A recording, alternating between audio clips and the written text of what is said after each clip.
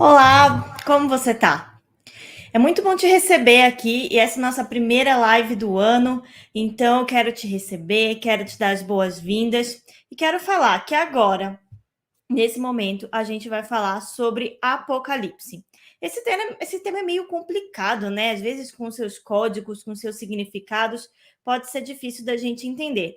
Mas a gente trouxe o pastor Rafael Rossi para nos ajudar a compreender melhor esse tema.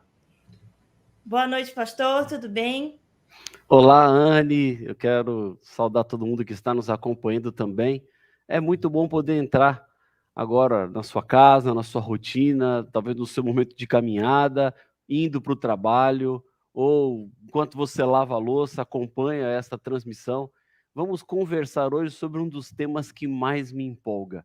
Esse tema, Anne, sobre sinais da volta de Jesus, é um dos temas que mais tem impressionado a minha vida, a minha trajetória espiritual, e eu tenho certeza que vai ser um tema especial na vida de cada pessoa que está nos acompanhando. Tenho orado por isso, tenho estudado, pensado, refletido para trazermos aqui nessa nossa conversa aquilo que Deus tem de mais importante na sua palavra sobre estes sinais que são advertências para nós nos prepararmos para o dia do grande encontro.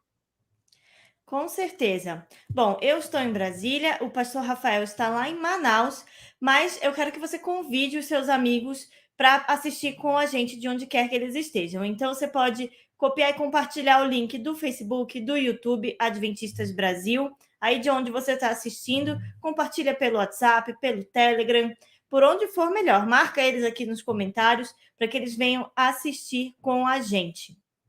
Bom, a gente vai começar e a primeira pergunta é: pastor, eu sou adventista de berço, ou seja, nasci desde criancinha, minha família já era adventista e eu cresci na igreja. E a gente fala da volta de Jesus desde sempre. Desde que eu me entendo por gente como adventista, a gente fala disso. Mas muita gente pode pensar que a segunda vinda de Jesus é uma coisa que surgiu com os adventistas do sétimo dia. Essa ideia surgiu ali. Mas eu acho que não, essa ideia vem desde os tempos bíblicos. Você pode explicar um pouquinho para a gente como que as pessoas entenderam lá atrás os sinais de que o Messias voltaria a essa terra? Bom, Anne, o personagem central da Bíblia é Jesus. Do primeiro ao último livro da Bíblia, Jesus é aquele que liga todas as mensagens que foram reveladas e que chegaram até nós. Então, a Bíblia, ela é um livro que traz a revelação de Deus para a humanidade, mas a Bíblia é o livro que traz a pessoa de Jesus Cristo como o nosso Senhor e Salvador pessoal. Os livros do Antigo Testamento recebem o nome de antigo não porque eles estão ultrapassados ou porque já não são mais fortes ou relevantes para os nossos dias. Antigos simplesmente porque foram escritos primeiro. Os livros do Antigo Testamento, escritos antes da primeira vinda de Jesus à Terra, eles falavam sobre esta vinda do Messias.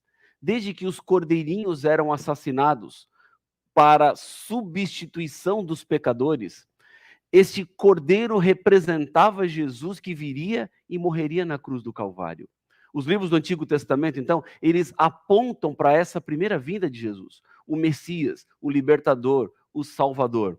Já os livros do Novo Testamento, eles foram escritos depois da vinda de Jesus aqui na Terra. Então, os 4 primeiros livros, os evangelhos, São Mateus, São Marcos, São Lucas e São João, eles contam a história de Jesus, o que ele fez, o que pregou, o que ensinou e como ele morreu para salvar toda a humanidade. E depois o livro de Atos para frente, são livros que tratam do começo do estabelecimento da igreja cristã. O que nós encontramos é que esta promessa da volta do Senhor Jesus, ela não nasceu quando nasceu a Igreja Adventista do Sétimo Dia, em 1863. Esta é uma promessa que estava presente já nos dias da Bíblia Sagrada.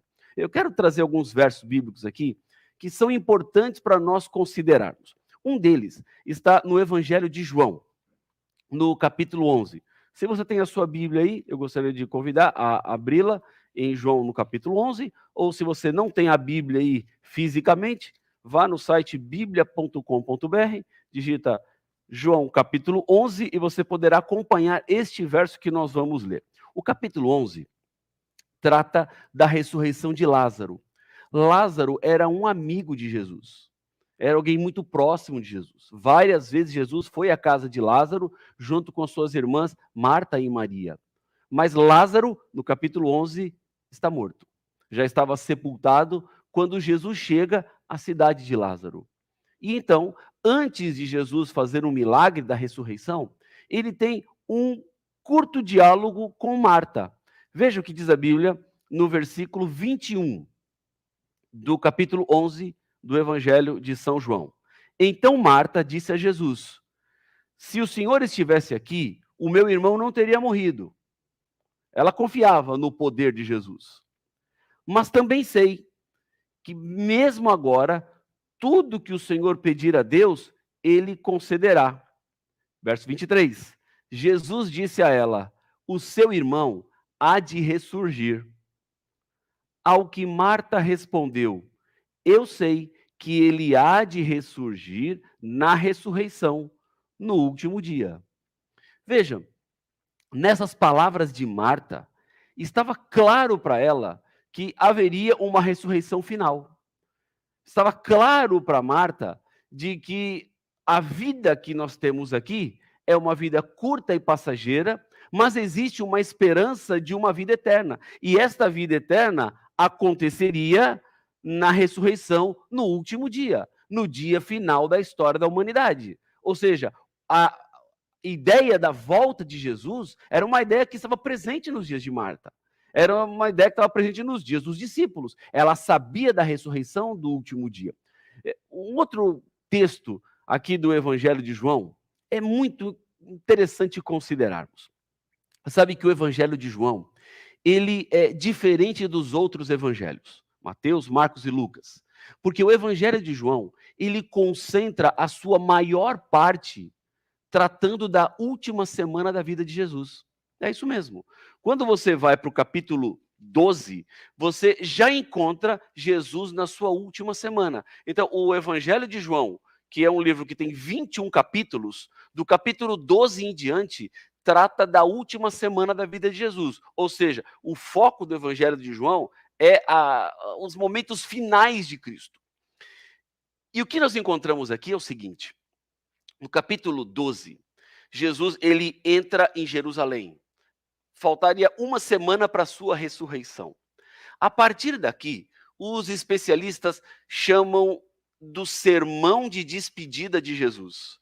Ou seja, começa o momento final onde Jesus está se despedindo dos seus discípulos. Tanto que no capítulo 12, Jesus entra em Jerusalém, os judeus mostram sua incredulidade.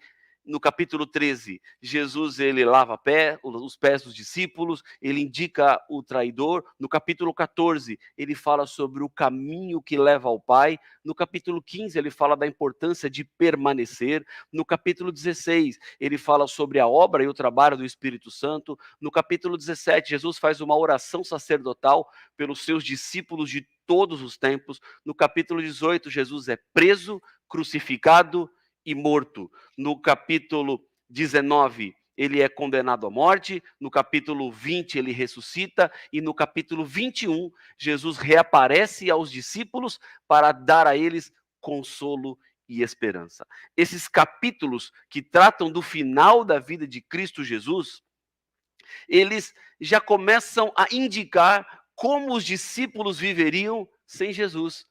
Ele dá várias informações e instruções importantíssimas para a vida espiritual. E, obviamente, no capítulo 14, no versículo 3, nesse sermão de despedida, no meio desse contexto onde Jesus já estava terminando o seu trabalho aqui no mundo, ele diz assim para os discípulos: e quando eu for e preparar um lugar, voltarei e os receberei para mim mesmo, para que onde eu estou, vocês estejam também. Ou seja, Jesus estava deixando bem claro para os discípulos: eu vou, mas eu vou voltar. a minha obra de salvação da humanidade está às portas de ser concluída. Momentos depois, Jesus já seria entregue aos soldados, julgado e condenado à morte. Jesus caminhava rapidamente para o fim da sua história. Mas antes de ir, ele fala para os discípulos: eu vou voltar. Eu não estou indo para ficar.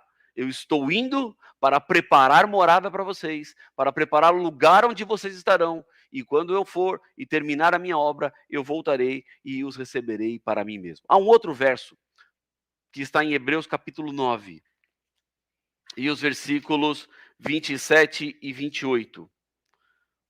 Diz assim: e assim como aos homens está ordenado morrerem uma só vez, vindo depois disso o juízo, assim também Cristo, tendo se oferecido uma vez por todas para tirar os pecados de muitos, aparecerá segunda vez, não para tirar pecados, mas para salvar aqueles que esperam por ele. Vejam que o texto de Hebreus deixa bem claro, Jesus tem dois momentos que ele vem para a terra. O primeiro já aconteceu no passado, quando os evangelhos contaram a história. Ele nasceu no ventre da jovem Maria, ele viveu como um bebê, como uma criança, cresceu, se desenvolveu, pregou, ensinou, curou.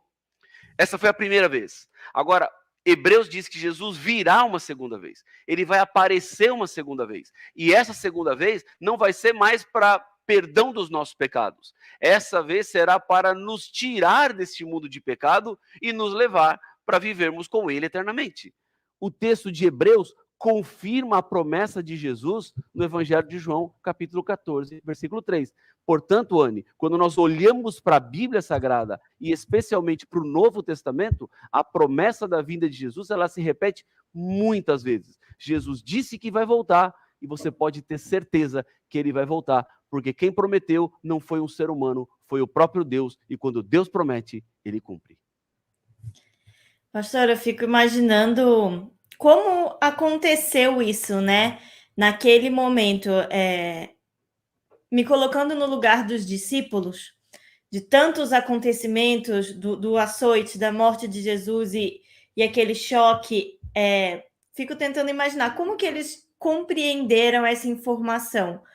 Porque por mais que eles tenham visto milagres, inclusive de ressurreição, ali com Jesus, como você mencionou, de Lázaro e etc.,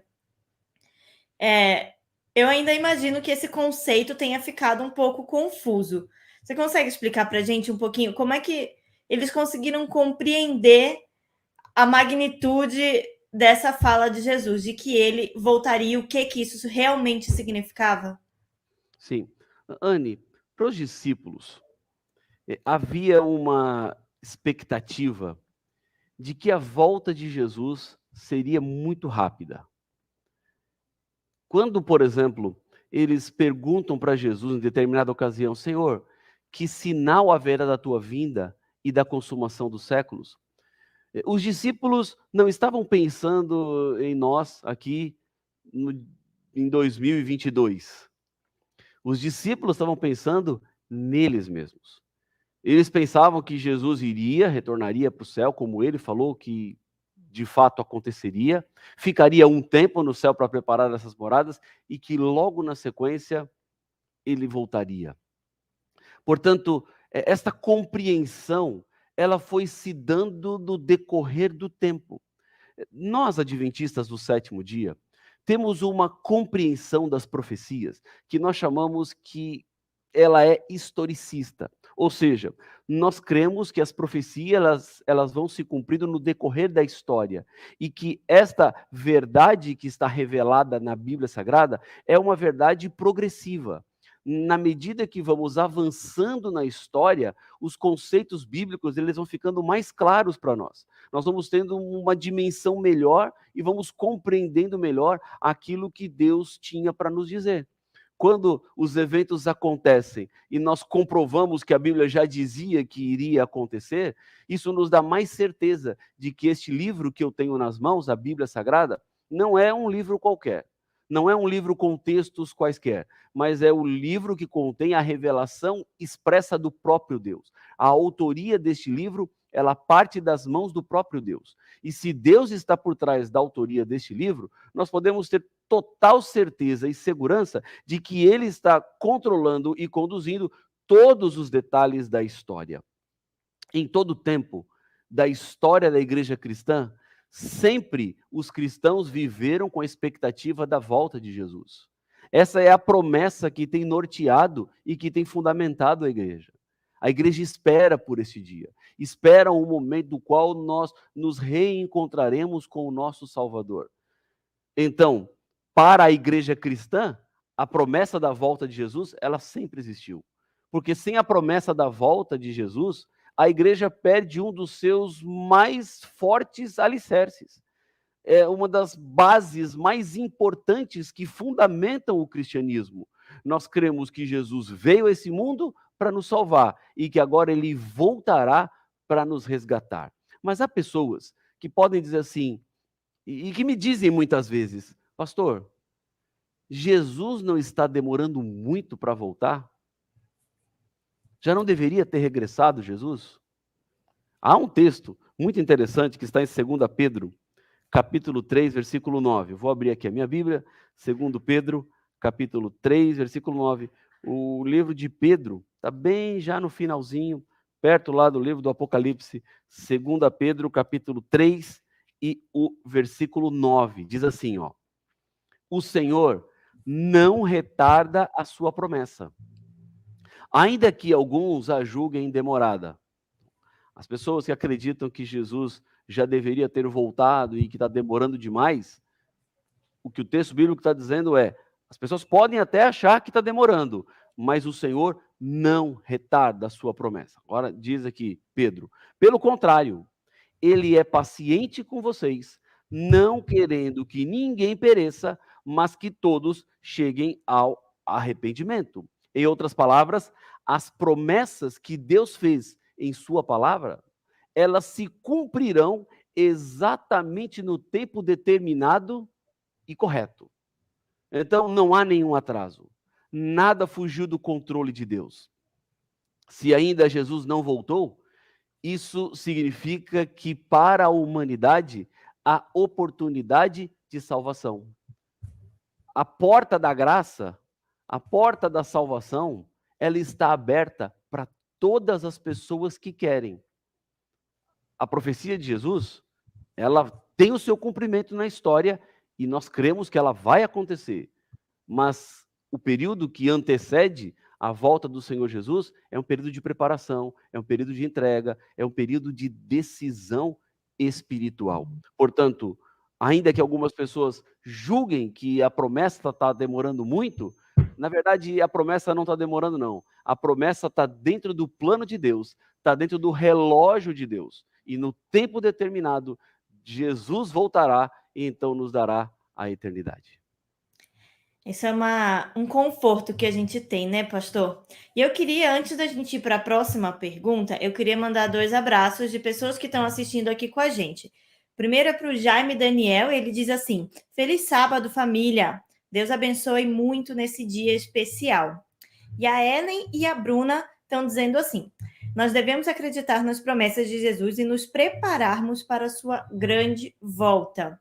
Vale lembrar que nesse momento você pode mandar a sua pergunta aqui embaixo, tanto no YouTube quanto no Facebook, que a gente vai responder, tá bom?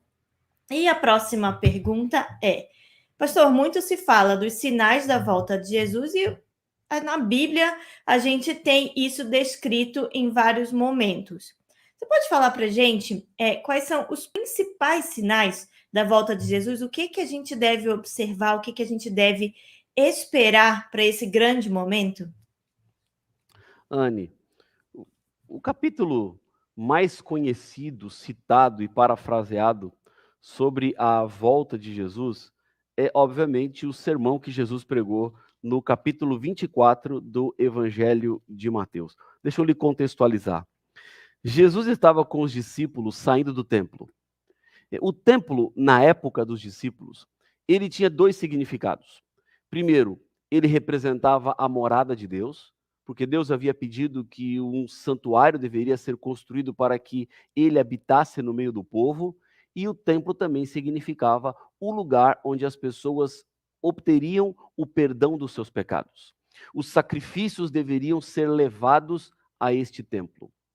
Então, o cordeirinho, os outros animais que eram levados como oferta, eles eram sacrificados no lugar do pecador. O pecador, então, ele fazia uma troca. O pecado resulta em morte, mas não precisava ser a morte do pecador.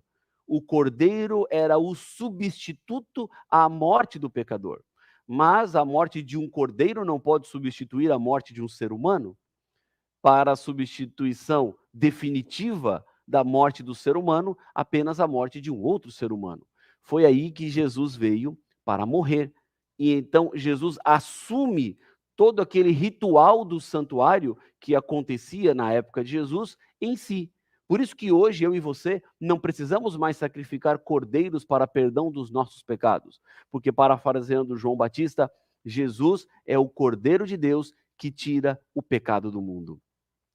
Então, para os discípulos, aquele templo que tinha esse significado todo, porque Jesus ainda não tinha morrido, o templo ainda não tinha passado, para eles a razão da existência do mundo era a existência do templo.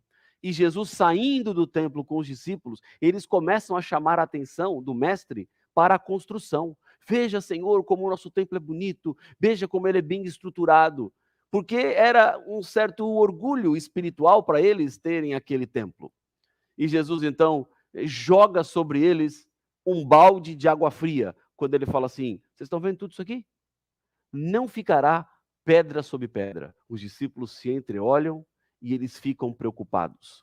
Dali, do templo, Jesus vai para o Monte das Oliveiras, ele se assenta, e a Bíblia diz que os discípulos se aproximam de Jesus naquele momento e fazem a seguinte pergunta: Mestre, que sinal haverá da tua vinda e da consumação do século? Veja, eles estavam querendo saber o que é que iria acontecer antes do mundo acabar e Jesus voltar. Em outras palavras, eles queriam algumas pistas que dessem indicações de que eles estavam chegando no final da jornada deste mundo. É mais ou menos assim. Quando você vai voltar, por exemplo, da sua escola para casa ou do seu trabalho para casa, na sua mente tem alguns pontos de referência. Então, tem a praça que você passa depois que você sai do seu trabalho, tem a rua, tem o semáforo, tem a avenida que você entra, a distância que você percorre, depois você entra na esquina, que, por exemplo, tem uma padaria, e depois da padaria você anda 2 quadras, tem uma farmácia na esquina, você vira à esquerda, e então você desce algumas ruas, e vira mais uma vez, e então tem outro ponto de referência, que é um bazar que fica perto da sua casa, e até então que você chega na sua casa. Cada um desses pontos de referência, quando você vai ultrapassando na volta do seu trabalho para casa, são indicativos que você está se aproximando do seu lar. Quando você vê o último ponto desse de referências, é para você um indicativo de que sua casa está muito perto. Cada ponto desses, ele vai significando para você proximidade de chegar de volta em casa. O que os discípulos queriam era mais ou menos isso: Senhor, estamos aqui nessa jornada, mas quais são os pontos? Quais são as referências? O que é que nós vamos ultrapassar nesta jornada que nos indicará que nós estamos cada vez mais próximos do encontro com o Senhor, que estamos mais perto do retorno do Senhor? Quando Jesus fala desses sinais, pelo menos 2 pontos, para mim, eles saltam aos meus olhos. Primeiro, Jesus controla o curso da história deste mundo. Nada acontece nesse mundo sem a permissão de Deus. Nada escapou do controle divino. Deus está conduzindo todas as coisas deste mundo para o cumprimento das suas promessas. Ele tem a história debaixo das suas mãos. E segundo ponto, porque os sinais que Jesus deixou como indicação da proximidade da sua volta, eles acontecem, isso dá certeza de que aquilo que Jesus falou, de fato, vai acontecer. Porque ele previu ele fez um prognóstico, Anne, da situação do mundo e deixou muito claro como o mundo estaria, como o mundo viveria. Portanto, nós podemos ter estes sinais como evidências. Um desses sinais, Anne, antes da gente entrar um pouquinho numa explicação de Mateus 24, é o que está, por exemplo, no versículo 29. Quando Jesus fala sobre a vinda dele aqui à terra, ele diz assim, ó, logo em seguida, a tribulação daqueles dias, ou seja, um tempo de perseguição que se intensificaria contra o povo de Deus, o sol escurecerá, a lua não dará sua claridade, e as estrelas cairão do firmamento, e os poderes do céu serão abalados. Jesus aqui está falando de sinais na natureza que seriam visíveis, que seriam claros, que seriam evidentes para toda a humanidade. Bom, o primeiro sinal, o escurecimento do sol, aconteceu no dia 19 de maio de 1780 e é conhecido como o dia escuro. Neste dia, o sol desapareceu por volta das 10 da manhã. E nesta mesma ocasião, nesse mesmo dia, na madrugada, a lua se tornou em sangue. Isso foi visto na Europa e no Nordeste dos Estados Unidos. E aqueles que conheciam as profecias bíblicas entenderam que ali estava um cumprimento profético. O outro sinal que fala aqui, as estrelas cairão do firmamento. Isso também aconteceu já na história, no dia 13 de novembro de 1833. Nesta ocasião, a Terra passou em sua trajetória próximo a uma cadeia ou um cinturão de meteoritos que se originaram pela desintegração de um cometa chamado Tempelum. Neste dia, houve, então, uma chuva de meteoros. Bom, tendo isso acontecido já há muito tempo, as pessoas podem ter a tendência de querer marcar uma data para a volta de Jesus. Bom, se aconteceu em 1780, em 1833, Jesus, então, está perto de voltar e é possível, nós sabemos o exato momento que Jesus vai voltar? Não. Este é um erro que nós não podemos incorrer. Nós podemos estudar os sinais da volta de Jesus, nós podemos saber se estamos próximos ou não do fim do mundo pelas evidências que Jesus deixou na história, mas ninguém pode cravar o momento que Jesus vai voltar. E abrindo um parênteses aqui, Anne, Jesus disse que o dia e a hora ninguém sabe. Então você não pode dizer assim, o dia e a hora ninguém sabe, mas o mês e o ano dá para saber. Não, não. Quando Jesus disse que o dia e a hora ninguém sabe, é o dia, a hora, o mês e o ano. Não dá para dizer quando ele vai voltar. Jesus vai voltar, isso nós sabemos, mas o tempo cabe apenas ao Senhor. Esses dois sinais já aconteceram, é verdade, há muito tempo. E eles são indicativos que nós entramos no fim do tempo do fim. Difícil é segurar a ansiedade, né, pastor? A gente está esperando e aguardando e vendo sinais. E falando em um desses sinais que a gente pode talvez se confundir ou ele ser real, a Ellen Raquel Lima Santana perguntou aqui: o que significa a pandemia do coronavírus no contexto do fim dos tempos? Ela faz parte desses sinais proféticos para a volta de Jesus?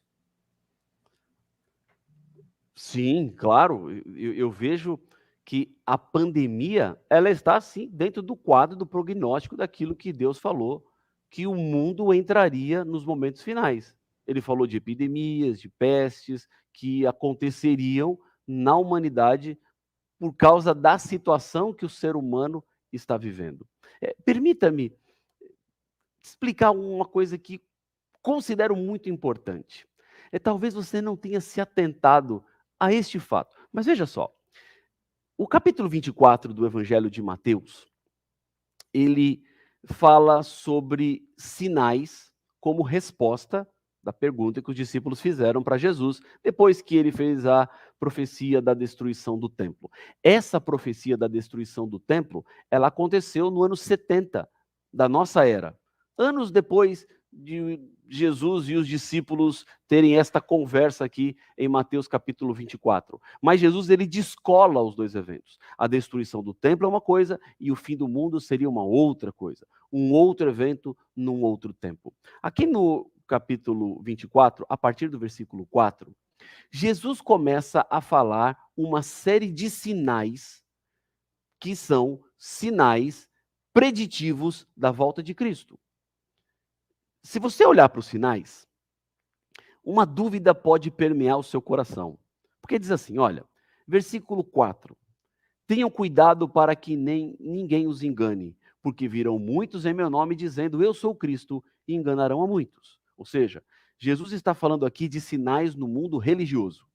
Apareceriam falsos líderes religiosos que se colocariam no lugar de Cristo, que atrairiam para si prerrogativas que são de Cristo, que esperariam adoração sobre si, que é uma adoração apenas e exclusiva a Cristo, e que estes líderes religiosos enganariam muitas pessoas.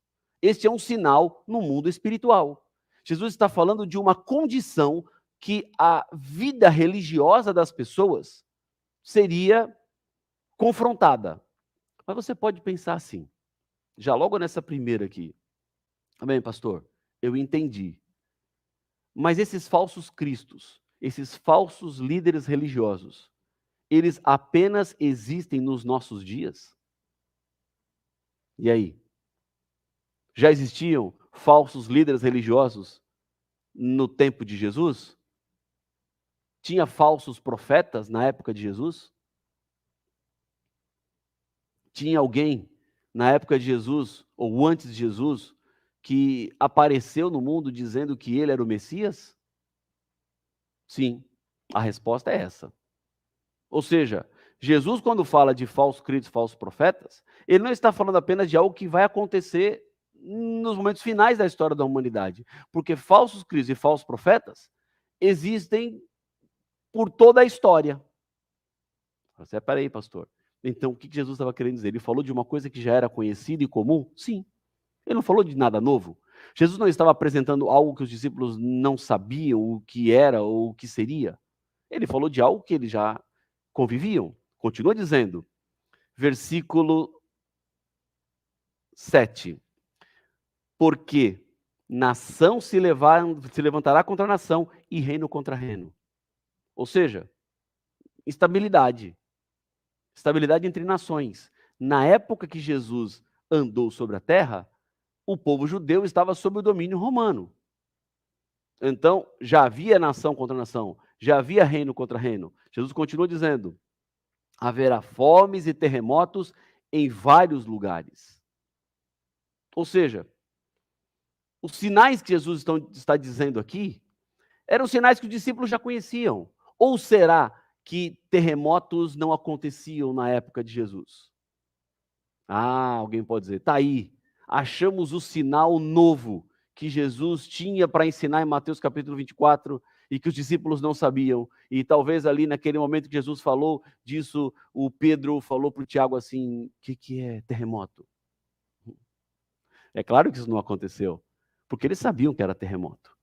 Eles sabiam o que significava terremotos. Então, não havia nenhuma novidade também nesse sinal.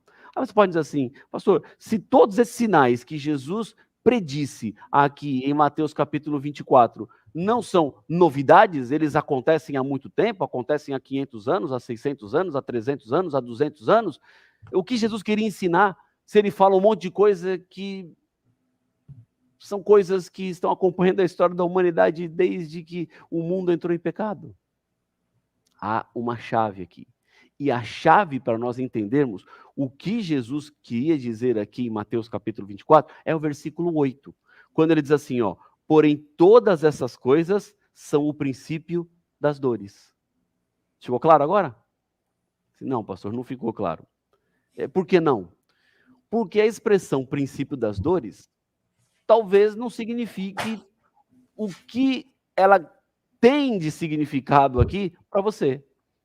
Porque precisamos entender o que essa expressão queria dizer. De onde Jesus tira essa expressão princípio das dores? ela foi importada de um outro contexto. Jesus pega a expressão que estava dentro do contexto da gravidez e ele aplica agora para os sinais antes da volta de Jesus. Princípio das dores refere-se ao momento que a mulher grávida tem a sua primeira contração. E esta primeira contração é um indicativo de que a hora do parto está chegando. Agora vejam, Jesus, ele compila os sinais e fala assim, olha, esses sinais aqui, eles não são o fim, mas eles são o princípio das dores. Em outras palavras, esses sinais aqui, eles não são os que marcam ou que cravam o fim do mundo, mas eles estão relacionados com a gravidez de uma mulher. Então vejam, você que está aí nos acompanhando esta live, você que já é mãe, que teve contrações, que passou por todo este processo, você vai entender bem o que eu vou explicar a partir de agora. Quando a mulher tem a sua primeira contração e começa a caminhar para a hora do parto, duas coisas acontecem neste processo depois da primeira contração. E você que está indo acompanhando pode até confirmar no nosso chat. Primeiro, a intensidade das contrações, elas vão ficando cada vez mais profundas à medida que a mulher se aproxima da hora do parto. Não é assim? Em outras palavras, as contrações, elas vão aumentando em dor à medida que a mulher chega perto do parto.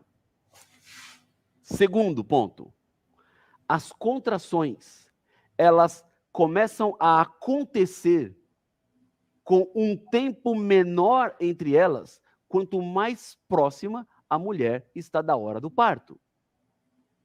Ou seja, o princípio das dores marca o começo das contrações, que acontecem cada vez mais vezes e são cada vez mais fortes. Quando Jesus fala desses sinais da sua volta e aplica ao contexto das contrações de parto, ele está dizendo, esses sinais aqui, que eu estou dizendo para vocês, eles estão exatamente da mesma forma como as contrações. Ou seja, a partir dos tempos de Jesus, estes sinais são as contrações. E quanto mais próximos nós estamos da volta de Jesus, esses sinais vão acontecer cada vez mais vezes e vão acontecer cada vez com maior intensidade.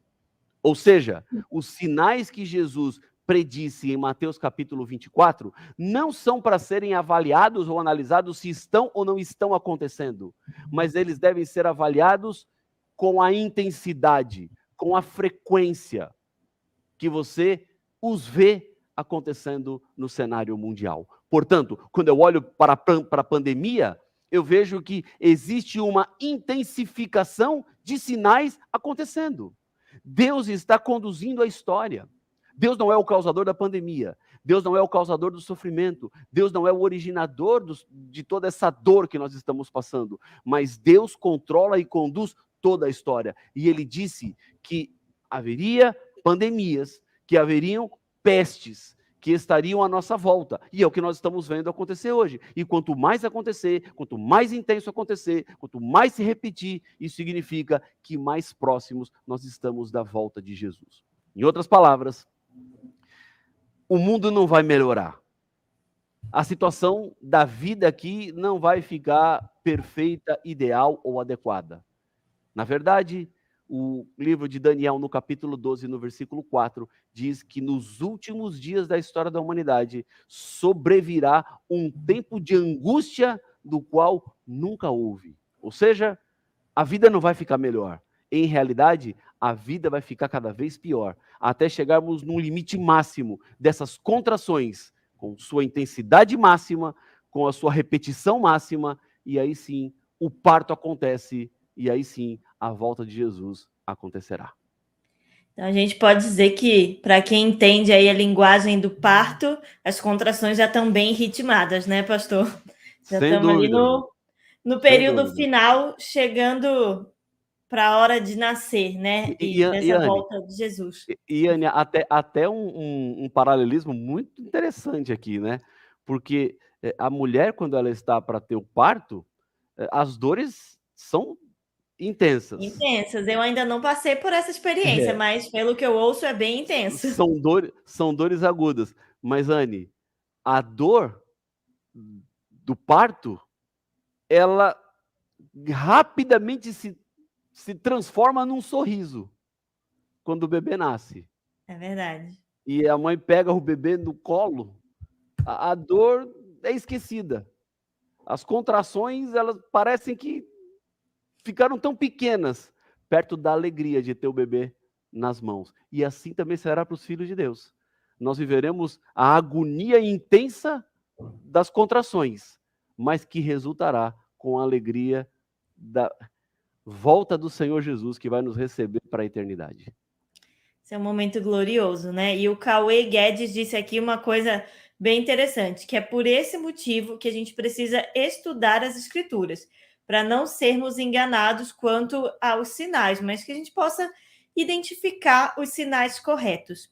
E eu queria explicar para quem chegou aqui um pouquinho depois, para quem chegou um pouquinho atrasado na nossa live, do que a gente está falando. A gente está conversando sobre a volta de Jesus. Quais são os sinais?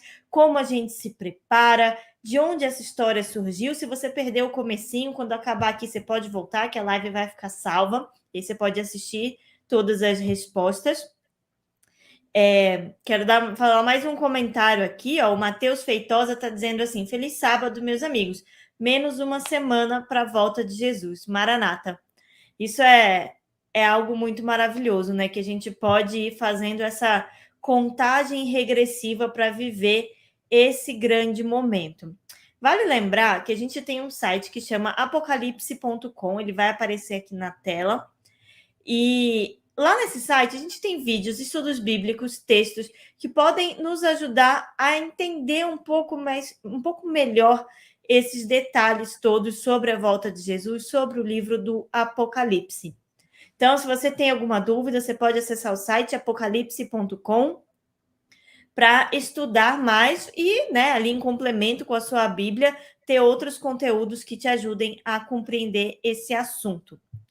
Pastor, mas você disse aí para gente que os desastres, as pandemias, todos esses são sinais da volta de Jesus. Mas Mateus 24 destaca um sinal definitivo para que a gente fique alerta de que Jesus está realmente voltando, retornando, que seria o ativo trabalho ali de pregação do evangelho. Como é que é isso? Porque a gente tem pregado, a igreja tem pregado, mas como é que é esse trabalho ativo de pregação do evangelho, que é o sinal definitivo da volta de Jesus? É isso mesmo, Anne. Então, existem os sinais que são preditivos e existe o sinal que é determinativo. Vou tentar explicar para você. Os preditivos são esses sinais que vão se repetir, que vão acontecer e que recebem de Jesus a seguinte sentença: mas ainda não é o fim. Mas ainda não é o fim. Então, isso aí vai acontecer, mas ainda não é o fim. Vai se intensificar como dor de parto, mas ainda não é o fim. Então, vai ter guerra, rumor de guerra, nação contra nação, reino contra reino, fome, pestes, pragas, falsos cristos, falsos profetas. A perseguição vai se intensificar, os filhos de Deus serão odiados de todas as nações. Isso o próprio Jesus predisse que iria acontecer. Mas ele coloca um sinal, que é o sinal que determinará o fim do mundo. Quando ele diz assim, ó, isso vai acontecer, e quando isso acontecer, o mundo acaba. Que é o versículo 14, como a Anne falou, de São Mateus, capítulo 24, onde Jesus diz assim: e será pregado este evangelho do reino por todo mundo, para testemunho a todas as nações. E aí Jesus afirma assim, ó, então virá o fim. Este é o único verso do sermão profético de Jesus que afirma categoricamente o que é que vai acontecer para Jesus voltar. Então o evangelho pregado no mundo todo. Há duas observações importantes a serem feitas com relação a este verso. Primeira observação, Jesus ele faz uma afirmação. Em outras palavras, ele está dizendo, o evangelho será pregado. E este evangelho será pregado comigo, eu ia até falar semigo, mas não existe, né? Mas é comigo ou sem eu. E até Jesus chegou a dizer assim, se vocês não pregarem o evangelho, eu colocarei as pedras para pregar. As pedras podem falar. As pedras testemunharão, porque o evangelho será pregado. Então é uma afirmação de Cristo. Independentemente de você estar ou não envolvido, o evangelho será pregado. Ele afirma. Agora, o segundo conceito que eu posso tirar daqui é que o evangelho pregado, ele é o que determina o fim do mundo. E o que isso significa? Que Jesus não entregou o sinal final do fim do mundo nas mãos dos maus. Não é quem faz guerra que determina o fim do mundo. Não é aqueles que não atendem os necessitados e causam mais fome no mundo. Não são aqueles que não amam os seus irmãos, que não cuidam dos seus próximos.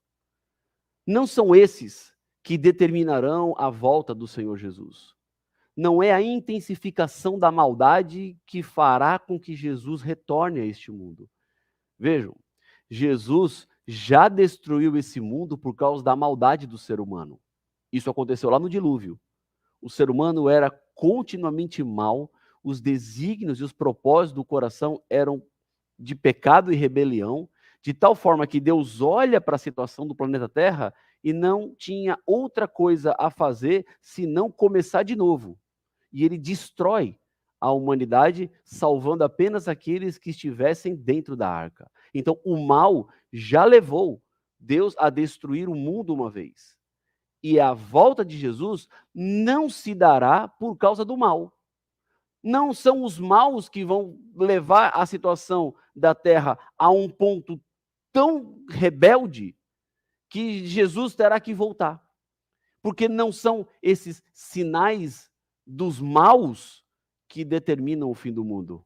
Mas veja que Jesus entregou essa responsabilidade nas mãos da igreja, nas mãos do seu povo, na mão dos seus filhos. O evangelho do reino será pregado.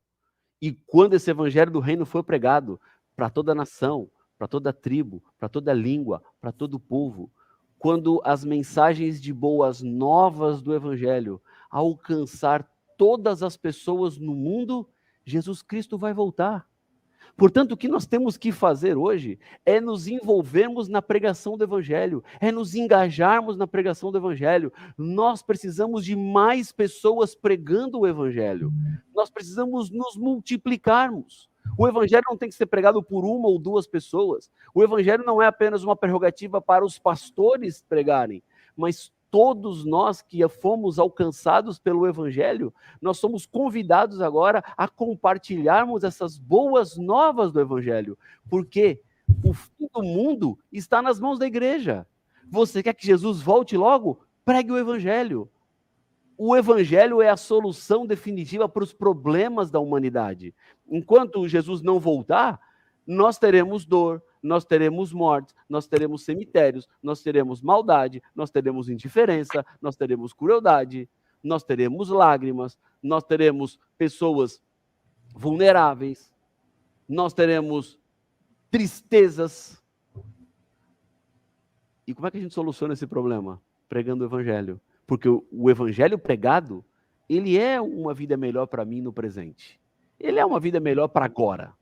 Mas ele é também, acima de tudo, a eternidade para aqueles que aceitam, a eternidade para aqueles que se entregam. E quando eu olho, Anne, para Mateus capítulo 24, versículo 14, e vejo Jesus dizendo assim para a igreja, olha, tudo aquilo que eu falei não é o fim. Quer saber o que é o fim? Quando o evangelho alcançar o mundo todo. E veja como nós, nesta desta pandemia, nestes meses que estamos vivendo em isolamento, aprendemos como usar o mundo digital. Este aprendizado, na minha concepção, como alguém que estuda sobre a volta de Jesus, ama a volta de Jesus e almeja a volta de Jesus, na verdade, foi Deus nos preparando para pregarmos o Evangelho de uma forma como nós nunca pregamos. Usando as nossas redes sociais, usando os nossos canais, usando a nossa influência, a nossa rede de contatos para testemunharmos do amor de Cristo, para levarmos uma mensagem de esperança às pessoas que tanto necessitam. Quando eu falo sobre a volta de Jesus, eu estou falando da chave definitiva que virará a fechadura de uma porta que se abrirá para uma eternidade. Portanto, pregar o evangelho é algo de enorme responsabilidade, porque determina quando Jesus voltará a essa terra. Quando ele diz o dia e a hora ninguém sabe, porque na verdade Jesus não marcou nem dia e nem hora, ele deu uma condição. E a condição é: quando o evangelho estiver no mundo todo, eu voltarei. O grande desafio que nós cristãos temos é nos envolvermos na pregação do evangelho e continuamente continuarmos convidando pessoas para que também se envolvam na pregação do evangelho. Quanto mais pessoas estiverem pregando, quanto mais pessoas estiverem testemunhando, melhor será para a volta do Senhor Jesus. Não é apenas o pastor quem prega, somos todos nós que pregamos. Então a gente tá com a faca e o queijo na mão, né, pastor? Porque acho que foi esse o tempo que a gente entendia que pregar o evangelho era só estar no púlpito.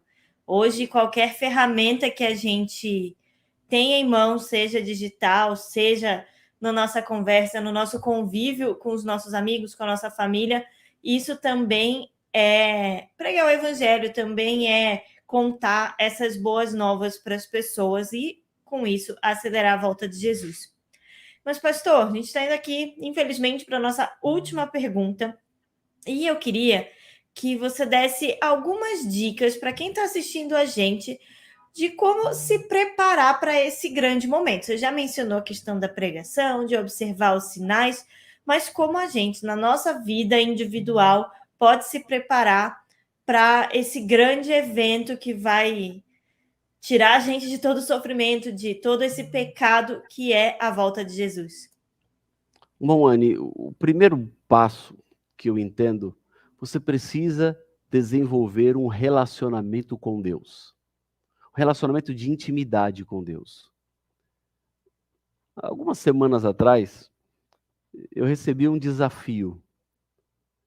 E eu confesso a vocês que foi um pouco difícil eu conseguir completar o desafio. E o desafio que me fizeram foi o seguinte: fique conversando com Deus 20 minutos, sem pedir e nem agradecer.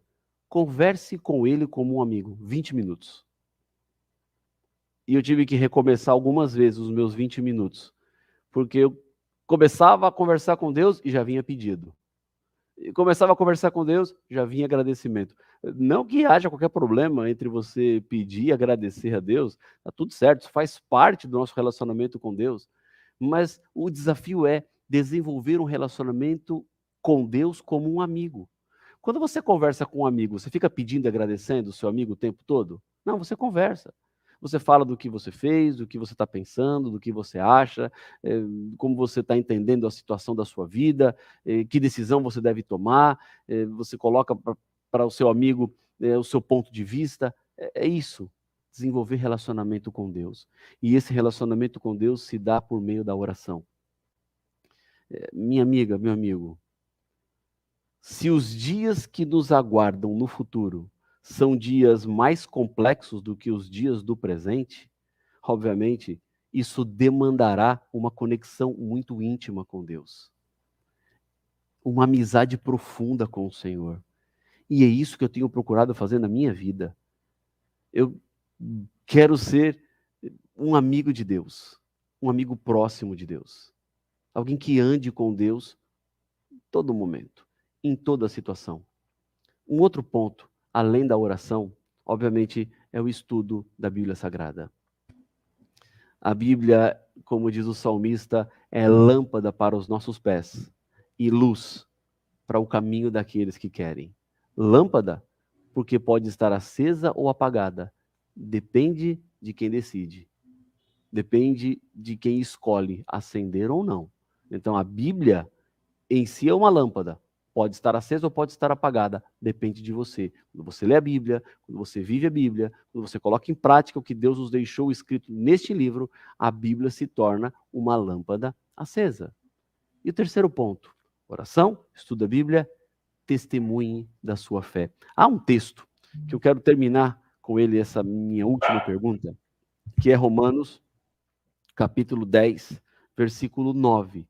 Diz assim, ó: se com a boca você confessar Jesus como Senhor e em teu coração crer que Deus o ressuscitou dentre os mortos, você será salvo. Olha que coisa interessante Paulo está dando aqui. Nós geralmente pensamos assim: eu vou pregar o evangelho e as pessoas vão ouvir, vão se converter e mudarão o seu futuro eterno. Por exemplo, o livro missionário. Esse livro é o que nós vamos distribuir este ano de 2022. Fala sobre as 3 mensagens angélicas. O último convite. Então, eu vou distribuir livros missionários, vou levar à casa das pessoas e as pessoas vão ler esta mensagem, vão ser transformadas e vão se salvar. É verdade. Existe sim esse sentido de você ser parte da salvação de outras pessoas. Deus te comissiona para isso. Deus, ele envia você para isso. Você que foi salvo, agora é convidado para convidar outros. Mas o sentido que Paulo está dizendo aqui em Romanos 10, 9 é um sentido diferente. Não é no sentido assim, ó, vá, pregue para que outros se salvem. O que Paulo está dizendo é, vá, pregue para que você se salve. Quando você abrir a boca para testemunhar, quando você abrir a boca para falar, você mesmo se salva. E então nós formamos esse tripé da preparação para a volta de Jesus. A oração, o estudo da Bíblia e o testemunho constante da sua fé. Aí você pode dizer assim, pastor, mas eu não sei grego, eu não sei hebraico, eu não sei aramaico, eu não sei que é besta que sobe do mar, besta que sobe da terra, eu não sei o que são as 3 costelas na boca do urso de Daniel capítulo 7, eu não consigo explicar esses símbolos proféticos, eu não sei o que é essa palavra Anabainon, eu não sei o que é Armagedon. O que Paulo está dizendo é, conte para as pessoas o que Cristo fez e o que Ele é na sua vida. Não espere ter todo o conhecimento profundo das línguas bíblicas, por exemplo, para testemunhar da sua fé. Fale da transformação que Jesus tem operado na sua vida. Porque a fé que não é compartilhada, ela é esquecida. A fé que não é movimentada, ela é apagada do seu coração, da sua história, da sua existência. E é isso que Paulo está dizendo. Abra a boca, pregue o evangelho e você vai se salvar.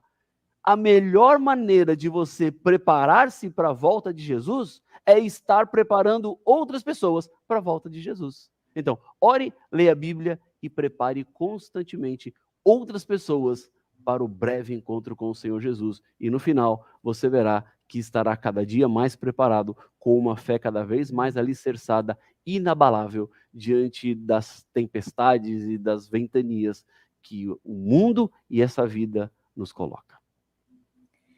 É uma mensagem de conforto, né, pastor? E antes da gente fazer a nossa oração final e da gente se despedir de você que está assistindo, eu quero te pedir um favor. Quando acabar aqui, você vai acessar adventistas.org. E lá tem várias colunas, vários textos de especialistas, inclusive uma coluna do pastor Rafael Rossi, em que a gente fala sobre profecias, sobre temas bíblicos e outros assuntos. Então, a gente está fazendo um combinado aqui. Acabando a live, você vai assistir aí acessar aí pelo seu celular ou pelo seu computador, adventistas.org, e ver o conteúdo que a gente colocou lá para você, tá bom? Pastor Rafael, eu queria te convidar a fazer uma oração, mas antes disso, eu também queria agradecer a todo mundo que assistiu, a todo mundo que está aqui com a gente, que compartilhou, que comentou, que enviou as suas perguntas, os seus comentários. Foi muito bom passar esse tempo aqui com você. Então, eu quero agradecer também ao pastor Rafael, que esteve aqui com a gente nesse momento. e queria pedir que ele fizesse a oração para nos despedir nesse momento. Claro, Anne, foi uma alegria muito grande lhe acompanhar e acompanhar também todos aqueles que estiveram conosco nessa transmissão ao vivo, ou você que está assistindo depois. Só lembrando, né, Anne, aquele sempre, convite de sempre, compartilha com alguém. Esta é uma maneira que você tem de pregar o evangelho. Envie esse link na sua rede de amigos no WhatsApp, convide outras pessoas para que se unam também no conhecimento e no entendimento, porque Jesus em breve vai voltar. Vamos fechar os olhos, vamos orar. Senhor Pai nosso, Deus querido, eu te agradeço muito porque o Senhor esteve conosco durante essa transmissão. Pai, que este conteúdo continue inspirando muitos corações a tomarem uma decisão ao lado de Cristo Jesus. O que nós mais queremos é ver um céu cheio de pessoas que passaram por este mundo, mas continuaram com sua esperança depositada nas mãos do Senhor Jesus. Por isso, Pai, derrama as tuas bênçãos de maneira muito abundante sobre cada pessoa que ora comigo agora. É o que eu lhe peço no nome de Jesus. Amém. Amém. E se você gostou dessa live e quer ver live sobre outros temas, deixa aqui nos comentários as suas sugestões, tá bom? Foi muito bom passar esse tempo com você. Espero que tenha sido esclarecedor. E a gente se vê na próxima. Tchau, tchau.